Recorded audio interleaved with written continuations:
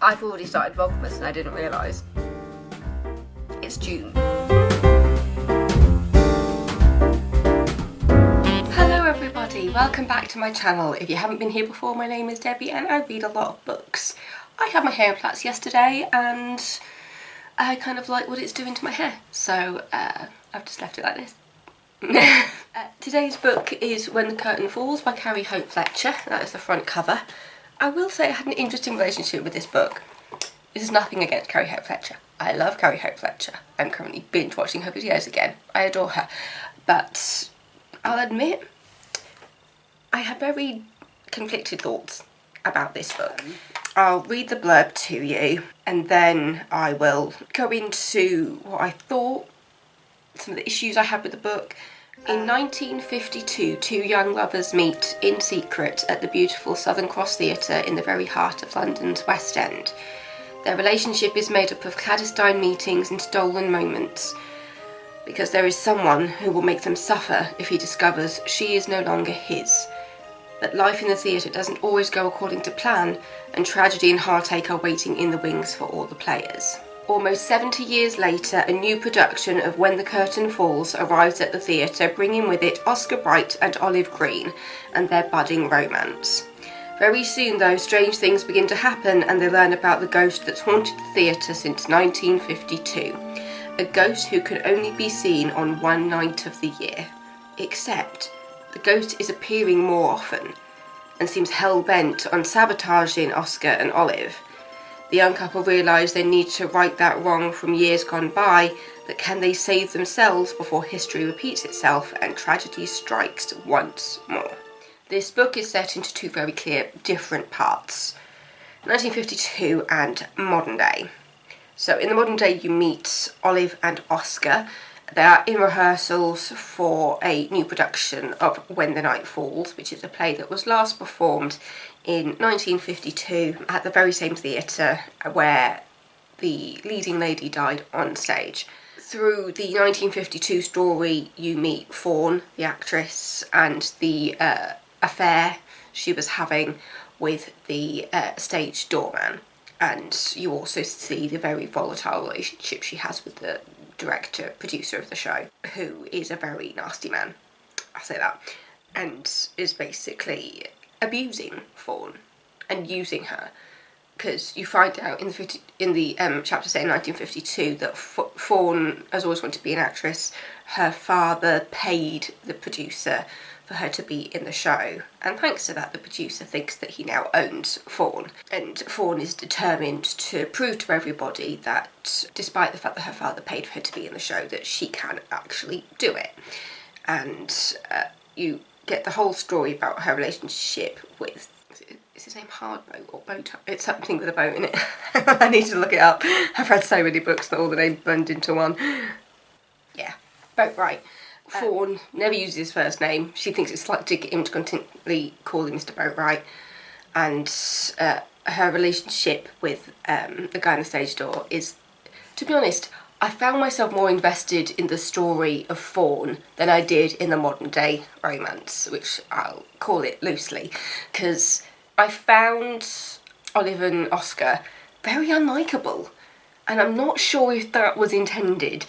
Whenever you're in the modern day side of the story, you just see Olive and Oscar having the same fight, because you find out that Oscar was in a very public relationship. He's a soap star, and he was in a very public relationship and they broke up, and so his relationship with Olive is very on the down low, so they're trying to keep it hidden from everybody. They met in rehearsals, that's where they're kind of budding romance. It's like a stage romance basically. And as I kept reading I was thinking, is this going to be just one of those relationships where it's just for the show and you find out they're just not meant to be together? But the plot elements are kind of trying to tell you that they're meant to be together, but with the argument that they kept having, it was the same argument, because it was the whole thing of Oscar saying, just come out of a very public relationship and, you know, I don't want this to happen again and I want us to take things slowly.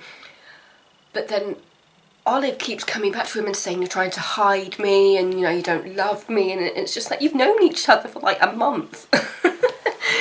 Yeah, I just found that part of the story annoying. I'm so sorry, I'm so sorry. Just how I felt but I was so invested in the 1950s. If I could get a whole book just about Fawn, I really would have enjoyed that, actually, because the story that mainly links the two stories together are the fact that they're performing the same play. So it's When the Curtain Falls, the show, the one that was staged in 1952 that led to the death of Fawn, and then you've got them performing it again at the same theatre in modern day. I think it was 2018 that this was released, published July 12th, 2018 by Little Brown. I think knowing and watching Carrie through YouTube and knowing what her relationship status was and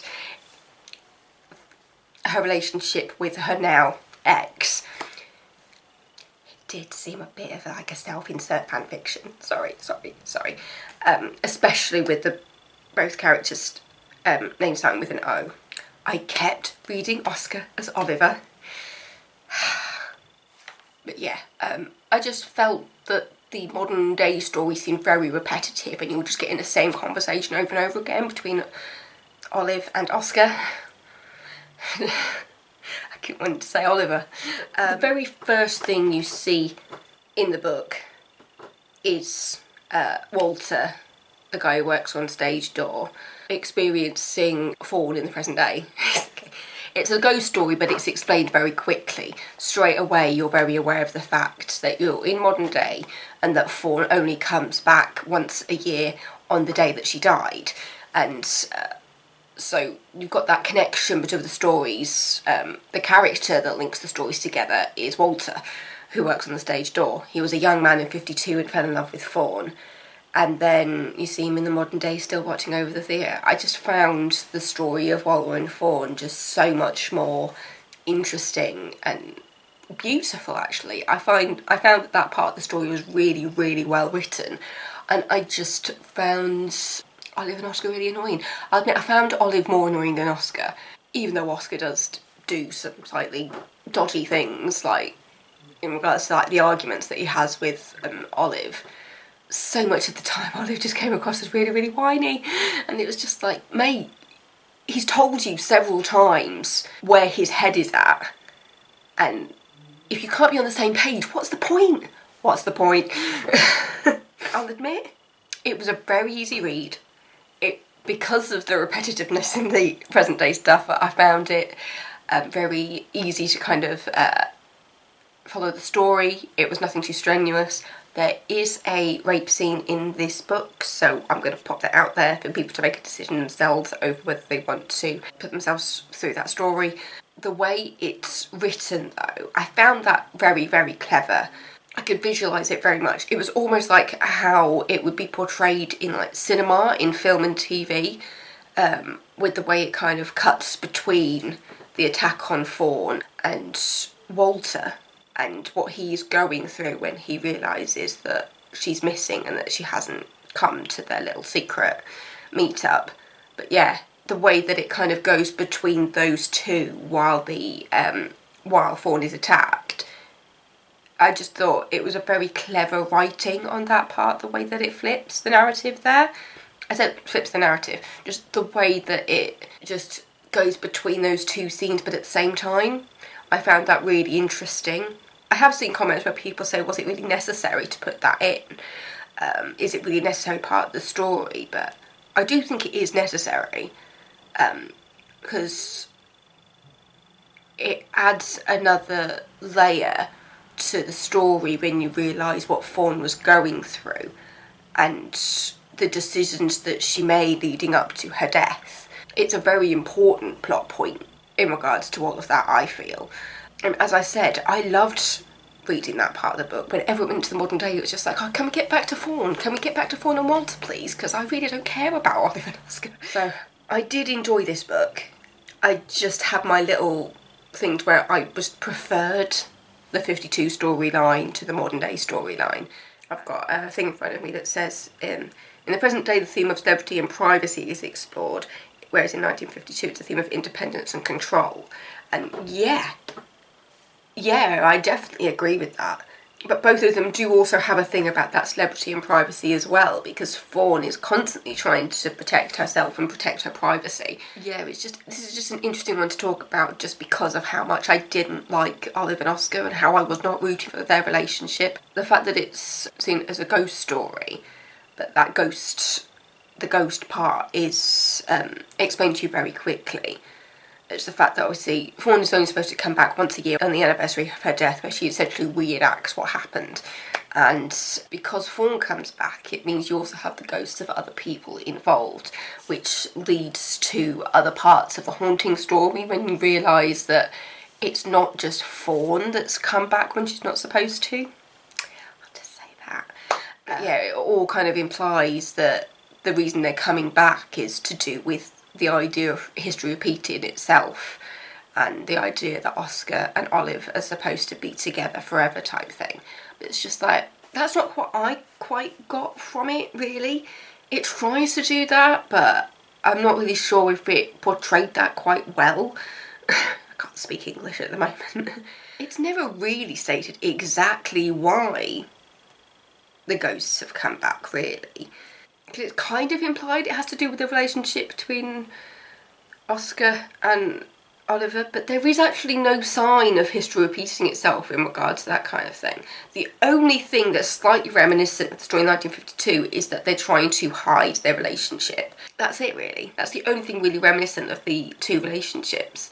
It's a weird one to think about, because I admit, I finished this a couple of weeks ago, I just haven't had the chance to really talk about it yet, and it means that it's kind of been stewing in my brain for a bit. I feel like there wasn't enough of Fawn and Walter, to be honest.